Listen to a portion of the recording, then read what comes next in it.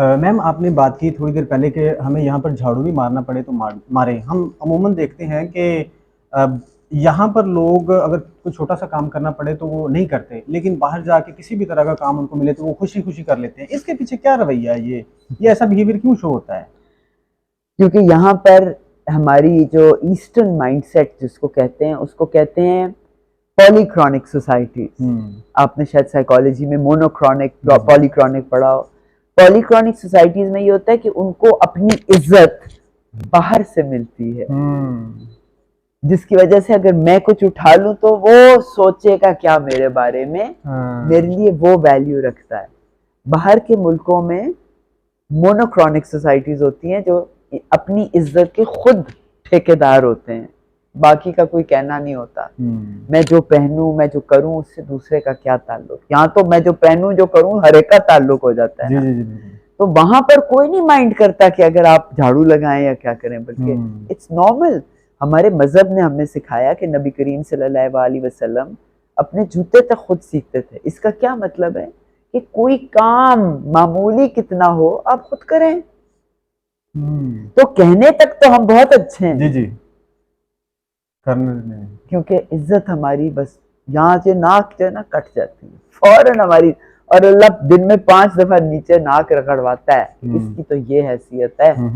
और उसी के ऊपर हम लोग अपना सारा कुछ गरक करते हैं। मैम आपने थोड़ी देर पहले बात की कि आपने जो गोल बनाया था, विजन बनाया, 400 साल का बनाया, तो मैं इसी हवाले से क्वेश्चन पूछना चाहूँगा कि पहली बात तो कि हम गोल्स की अहमियत को नहीं समझते और बनाते नहीं। अगर बना लेते हैं तो वो उन गोल्स को हम अचीव करने तक कोई थोड़ी सी भी मुश्किल आती है तो हम गिव अप कर देते हैं। तो इस हवाले से आप क्या कहेंगे कि इसमें क्या करना चाहिए? वो देखिए, आपने जिंदगी में खुद लतीफ जितना अचीव किया आज तक, माशाल्लाह जितना अचीव किया, वो आपने गोल बनाया, बेशक, लेकिन कभी उसके रास्ते में कभी शायद तूफान आ गया और आपने मुड़ गए, इधर से चले गए। यानी मैं यहाँ से अगर भावल नगर जाऊं तो मुझे शायद ये रोड भी वहां ले जाए, वहां भी ले जाए, यहाँ टूटी भी हो तो मैं उधर से चली जाऊंगी। लेकिन जब तक आपका ईमान उस पे नहीं होता ना कि मैंने पहुंचना है, जी जी, तो फिर हर रुकावट आपको एक मायूसी की तरफ ले जाएगी, आप वापस आ जाएंगे। लेकिन उस गोल की इतनी स्ट्रेंथ हो, इतनी अफादियत आपको नजर आए, ताकि आप अगर आप बीच में लुढ़क रहे हैं तो इसका मतलब उसकी अफादियत अभी नजर नहीं आई। आपने जितना पा लिया ना वो वाकई आप पाना चाहते थे। बहुत सी चीजें आपने ख्वाहिश की जो आपको नहीं मिली, ऐसे ही है। और वो थी जिसमें आपका खास मूड था नहीं। बेशक मिले ना मिले, है ना। हाँ, तो जो मिलने की होती है ना, अगर आपका वाकई इरादा है, पक्का हो, तो फिर आपको कोई टस से मस नहीं कर सकता। और मेरा फॉर्मूला, क्योंकि मैं खुद जाती तौर पे एक बड़ी रोमांटिक पर्सन हूँ, मैं इश्क कर लेती हूँ एक ख्याल से।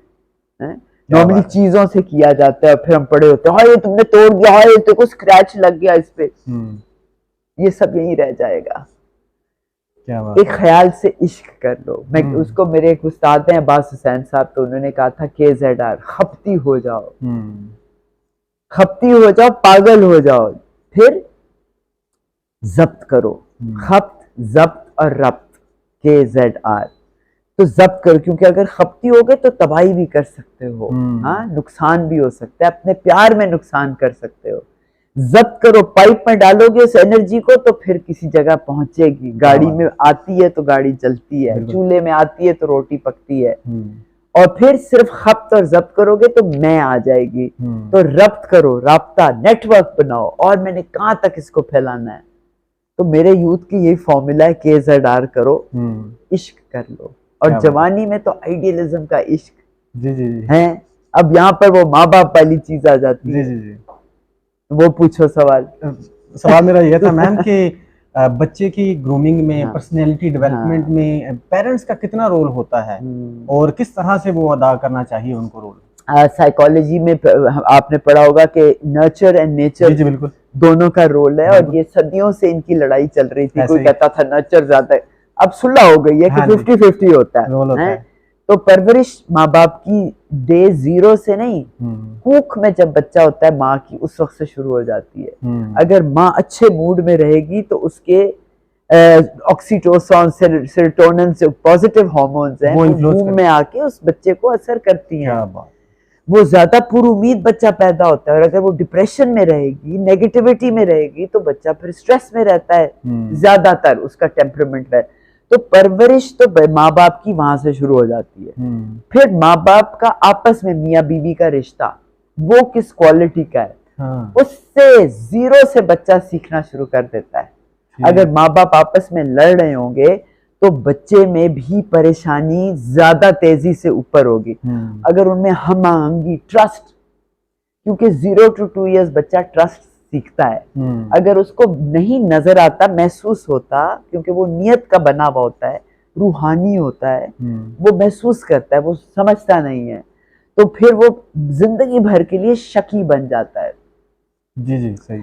अच्छा, तालीम दूसरा है नेचर। नेचर इज जेनेटिक्स, जो उसको विरसे में अपने आबाओ अजदाद से मिले, उसका रंग क्या होगा, उसमें भी जहनियत का खेल होता है। कराची यूनिवर्सिटी में एक जेनेटिक साइंस का डिपार्टमेंट है, वहाँ की मुझे एक प्रोफेसर मिली और वो बता रही थी कि अग्रेसिव जीन्स भी होते हैं, बच्चा अग्रेसिव पैदा हो सकता है, लेकिन नर्चर के साथ वो नेचर को लगाम लगाया जा सकता। तो मेरे ख्याल में तमाम जिम्मेदारी माँ बाप। स्कूल का काम है सब्जेक्ट्स पढ़ाना, सिर्फ तालीम, बस math, science, Urdu, English, geography. अगर स्कूल ने कोई तरबियती चीज सिखा दी तो सोने पे सुहागा, बोनस है, वो बोनस है। बाकी दिन रात का खेल माँ बाप का। और सिर्फ बोलने का नहीं, बेटा सच बोलो, ये नहीं, खुद सच बोले ना पड़ोसी के साथ, क्योंकि बच्चा उसको देख रहा है, आपकी बात से नहीं सीख रहा। माँ बाप के हवाले से पैगाम, 2 बड़े आसान जुमले हैं जो आप अपने बच्चों को सारा वक्त बस ये कहते रहें। एक जुमला है, शाबाश तुम कर सकती हो, शाबाश तुम कर सकते हो।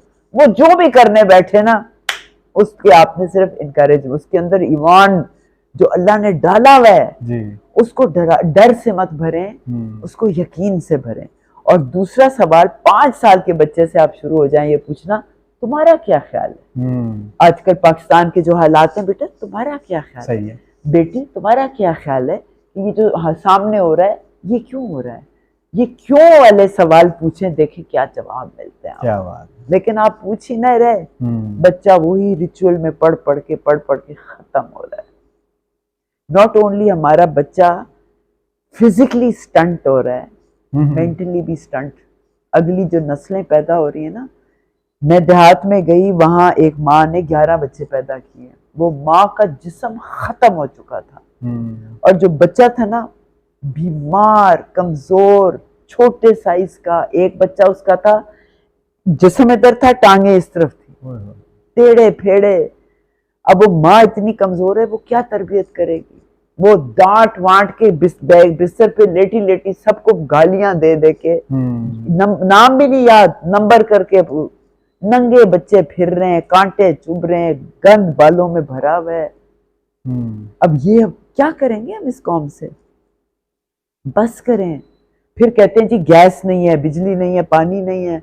अगर एक घर में एवरेज 6 बच्चा पैदा हो रहा है, हाँ जी। उस 6 के जाके वो जमीन एक तो टुकड़े हो रहे हैं, आप ऊपर से देखें पाकिस्तान की जो फील्ड्स हैं, इतने इतने टुकड़े रह गए हैं ऐसे ही।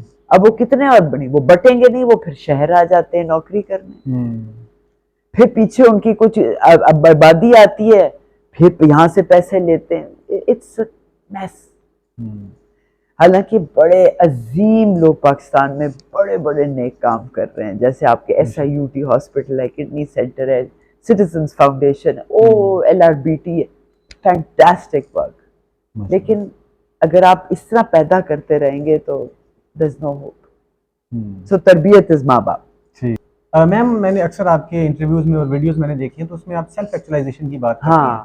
सेल्फ एक्चुअलाइजेशन क्या है और इसकी हमें कितनी जरूरत होती है और किस तरह से इसको अचीव किया जाए? सेल्फ एक्चुअलाइजेशन लिटरली मेरे लिए क्या है, जब आप अपनी अना पे काबू हासिल कर लें। क्योंकि अना जो है ना, वो आपको अजीम नहीं होने देती। अना आपको मीडियोकर, मामूली रखती है। आप किसी को माफ करने जाएं तो अना कहती क्यों माफ कर रहे हो, छोड़ो, गलती तो उसकी थी। सही। लेकिन अगर आप उससे बालातर हो जाए और कहे यार मेरा अल्लाह मुझे दिन में कितनी दफा माफ करता है, अगर मैं उसको कर दूं तो क्या हुआ, अब आप मालिक हो गए अल्लाह के ऊपर, क्योंकि देखे ना इतने फरिश्ते थे जिन्होंने कहा हम सजदा करेंगे इंसान को, सिर्फ एक ने कहा मैं नहीं करूँ। तो वो जो एक आवाज है ना, अगर वो जीतती है तो आप हमेशा सेल्फ एक्चुअलाइजेशन के दुनिया से बाहर रहते हैं, वरना आप पा लेंगे दाखिल हो जाएंगे। क्या बात है। एंडिंग पहले का, बस लास्ट क्वेश्चन है, एंडिंग करना सवाल बाद में, बस एंडिंग उसके साथ ही हो जाएगी। हाँ। थोड़ा सा, हाँ कुछ नहीं मैम, लास्ट क्वेश्चन है मेरा कि हम अपनी सोसाइटी को एक आइडियल सोसाइटी बनाने के लिए इसके हमें किन किन एस्पेक्ट्स पे काम करना होगा, ये बताइए। जो हमें आता है ऑलरेडी उस पे करें। सच बोलो, इज्जत करो, हलाल की खाओ, अपने वसाइल को खराब ना, बर्बाद ना करो। जो तुम्हें दुख होता है ना, जिसे अगर आपको लतीफ दुख होता है कि आपसे कोई झूठ बोले, जी। आप ना झूठ बोले। आपको बेइज्जती नहीं पसंद, दूसरे की बेइज्जती ना करो। जो खुद को नहीं पसंद वो करना शुरू हो जाओ, मुआशरा सेट हो जाएगा। आपको चाहते हो कि लोग आपको सलाम करें, आप पहले सलाम कर लो। खाना ना जाया आप ना करो, खत्म हो गई बात, सोसाइटी सेट होती चली जाएगी। अपने घर की बिजली बंद करते हो तो बाहर की बिजली भी बंद कर। जब दूसरे का अदरनेस का एहसास होने लगेगा, हम सेट हो जाएंगे। Thank you so much ma'am, बहुत अच्छा लगा आपसे बात करके। शुक्रिया, आपने टाइम दिया। Thank you so much. Thank you, आपका भी शुक्रिया।